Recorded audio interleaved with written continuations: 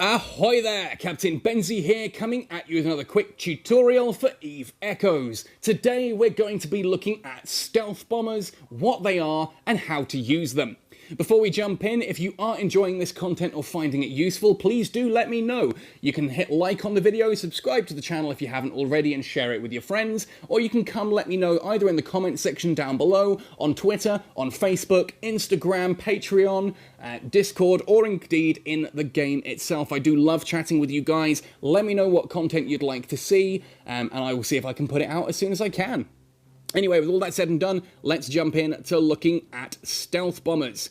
Now, this particular ship you see docked before you is, of course, a Minmatar ship, despite the fact that it's not rust-coloured, believe it or not. And no, it's not a special up version of it. This is the original Hound. Now, the Hound is one of the 4 stealth bombers, one of the 4 main fleet stealth bombers. Now, just to showcase what I mean by a stealth bomber, if we open up the market and then we go to ships and to frigates, and we scroll all the way down a little bit, it'll eventually come up with stealth bombers. Here they are.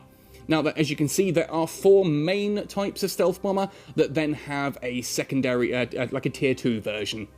The Purifier for Amar, the Manticore for Caldari, the Nemesis for our dear friends in the Galente Federation, and of course for Minmatar it is the Hound. The others are tier 9, so we don't really need to worry about that. I don't think anyone else has hit tech level 9 yet. So let's have a look at what these all actually are. Now, there are 2 types. There are essentially the missiles, bombers, stealth bombers, and then there are torpedo bombers, depending on like their loadouts. Now, the one we're going to be looking at is the Hound, which is a missile bomber. What I mean by that is if we go into fittings and have a look at it under its information page, you'll see here it has 3 high slots, 2 mid slots, 3 low slots, then 3 of each rig type. Now, for its roll bonus as a bomber, it has, first of all, 90% reduction to heavy assault missile power grid requirement, gets an additional covert ops cloaking device fitting, gets a minus 50% reduction to stealth device reactivation delay, and a full 100% reduction to decloak lock delay, which is very useful. Finally, then it gets a special mode of bomber, which I will cover in detail later on.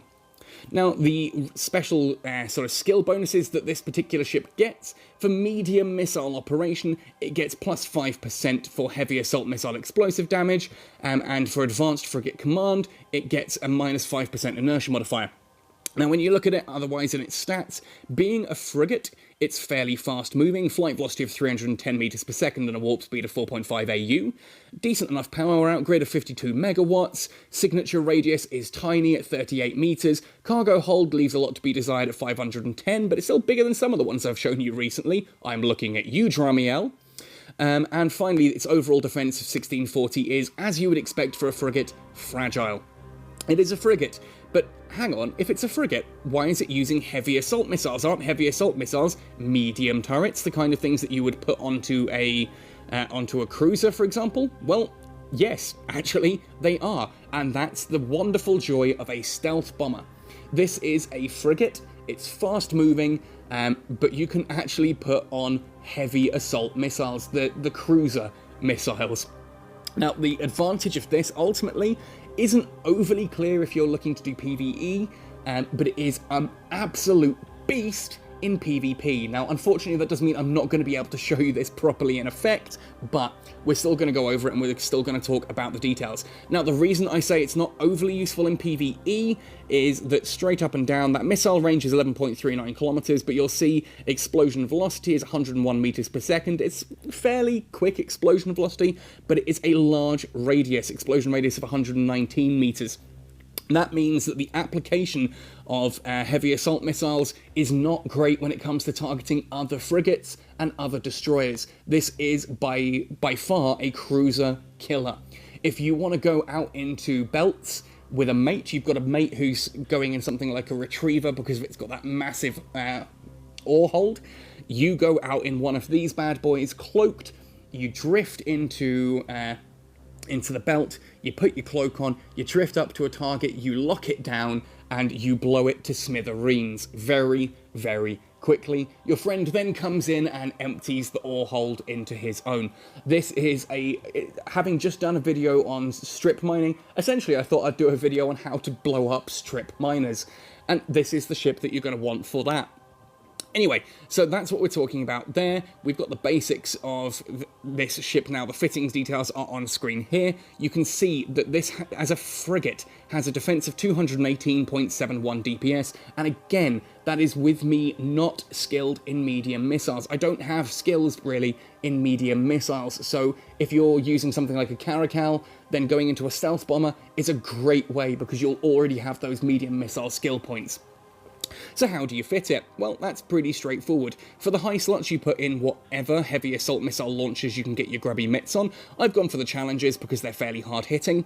They're one of the more expensive ones, but obviously this kind of thing, it's all about that alpha strike. It's about getting up close and personal, hitting something hard, and then moving away if needs be. For the medium slots, I have, of course, gone for an Energy Nosferatu, just to keep my energy up if I absolutely need to. Although, in fairness, now that I've got one, I picked it up between loading this ship and between loading this ship and actually making this video, a Mark 7 small energy neutralizer, just so that I can really whack whatever I'm targeting with that as well, meaning it's not going to be able to fight back. It's going to struggle to use things like micro warp drives and anything to try and get away from me. And then here I have an interruptive warp disruptor. Now the reason I've gone for an interruptive and not just a standard 5 should be clear when we open this up and see that it is a warp jammer strength of 2. This thing can lock down a poorly equipped retriever on its own quite happily. This will come into a bay, and if that retriever doesn't have the rigs or anything to stabilize its energy, to stabilize its warp core, that's going nowhere. You get it from that +1 bonus, so being a standard ship it has 1, then +1 for being a retriever. I knock it down by 2 to 0, it's locked in place. If they don't have a small module that is the warp drive stabilizer, if they can't activate that, they're screwed, they're done. And in PvP, you may find that a particular like small frigate or cruiser or something, if you're out there hunting cruisers, which also is a great fun pastime, I like to use a stealth bomber as a way of actually protecting sometimes the retrievers and that. Ultimately, yes, if you're going up against a cruiser, you're going to easily lock it into place because very few people fit their cruisers with like the full rigging and that to escape from a warp disruptor, so you can really lock them into position. Now, for the low slots, of course, being a stealth bomber, yeah, a stealth system is required. I've just gone for a Mark 7 cloaking device, nothing overly special, but I let the bonuses from the ship do the rest. This cloaks quite quickly. It does slow you right down at minus 80% flight velocity adjustment, but ultimately, that's the idea here, that you kind of sit there, you go nice and slow, you creep up to someone whilst stealthed. For a little bit of defense, if needs be, I've just got a small shield booster. It's not really for active defense. A stealth bomber should ultimately be a hit and run ship for the most part. If you don't kill them in one volley, then ideally you want to be looking to get away. But again, if it's something like a retriever and they've just got a couple of drones, that helps keep me a little bit more survived while they're locked into position.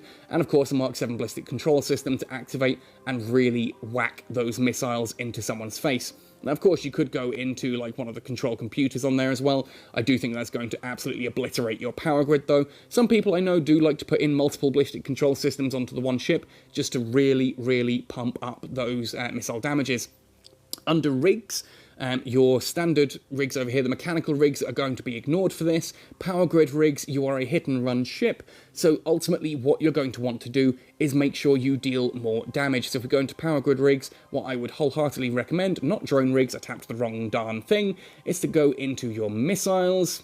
Here we are, missile launcher rigs. You're going to look for warhead califaction catalysts because these are damage modifier bonuses. That's going to be your main thing up close and personal. Hit them with souped up missiles and then get out if you need to.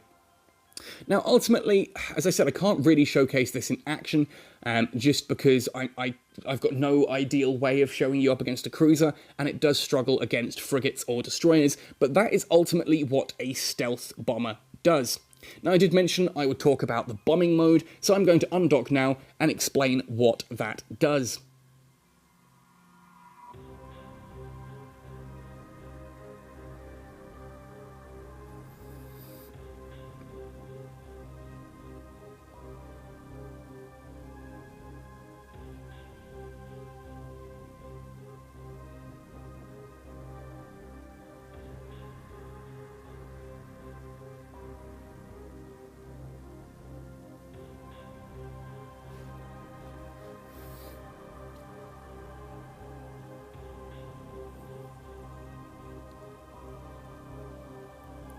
I'm heading now for the Masper 1 asteroid cluster, not because I'm intending to do any form of PvP, I can't, it's a 0.8 security system, but just because I want to showcase what this ship does and ultimately how it works. And having some asteroids around me gives me something that I can approach quite nicely.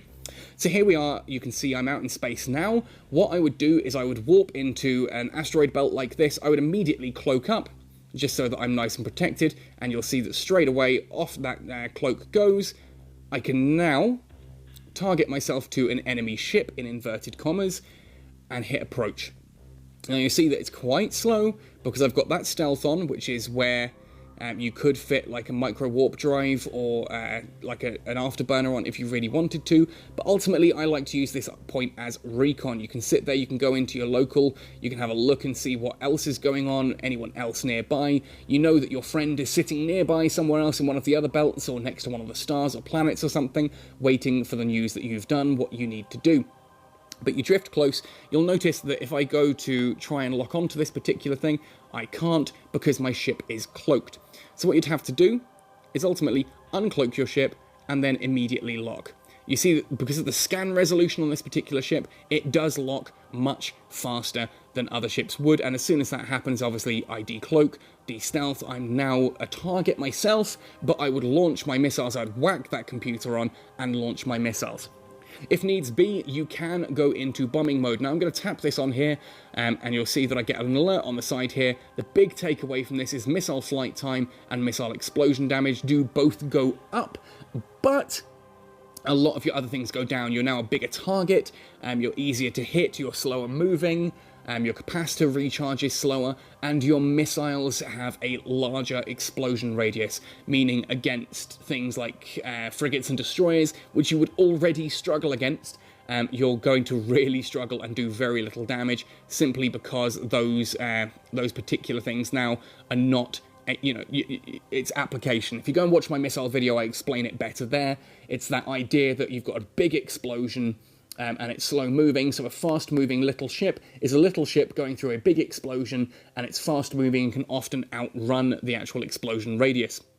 So ultimately, that is all I really wanted to mention here with stealth bombers. It's understanding what that stealth mode's for. That's what you're going to pop on if you're going up against a big ship and you really want to hit it quickly. You come, pop that on, go into your cloak. Well, I can't do it now because I'm too close to the plagioclase. Let's move away from that then, move towards another one in the distance. Just approach that there. Move away from the plagioclase, but you can see I've got the bombing mode on, so I've got all that extra damage, and I'll put on screen now a screenshot of the bombing damage stats, so that you can see what that actually does, what the bombing mode actually does, for its benefits and its negatives. Now, I just need to wait until I'm far enough away from that plagioclase. It's going to take a while, isn't it? It's going to take a while. But yeah, ultimately you'd go there and then you'd shove on that stealth, approach your target, wait, get yourself nice and ready, uncloak, and then immediately whack on everything, hit them with everything that you have, and then just laugh. The amount of damage that a stealth bomber can do in a very short length of time is, simply put, frightening for this, but it does require teamwork, and that means I'm going to be doing a fleet video soon. Oh yes, I just need to find some people to fleet with, to showcase what's going on there, and then from there we'll talk about all the different types of fleet ships, things like stealth bombers, interceptors, E-warships, and why sometimes just being the guy with the bigger gun isn't enough to survive. Anyway, I think we have covered everything that I wanted to talk about in regards to stealth bombers, other than skills. Skills, of course, I'm not going to go into on here because there's nothing at all special to mention, other than anything, not under encounters, you moron, anything under your ship's information page. So for here, medium missile operation and advanced frigate command are going to be the skills that I want to use. Other than that, well, it's kind of up to you. Frigate engineering, of course, helps if you want to put extra stuff on your power grid, medium missile upgrade, that kind of stuff. It's all very straightforward. Anyway, keep an eye open, folks, for that fleet video on its way soon. I do hope you've enjoyed this and found it helpful. Again, let me know in the comment section down below or on any of my social media channels how you're getting on with Eve Echoes. I'd love to have a chat with you all. I do love it when you guys send me messages in game. It's a super warm feeling when I open up the when I open up the game and I've got like 12 new messages from people just asking questions or saying, you know, hey, thanks for all the content, really enjoying it. I love speaking to you guys, so do come find me. Anyway, folks, thank you ever so much for watching all the way to the end here. Happy sailing, good luck with the stealth bomber, and see you in New Eden.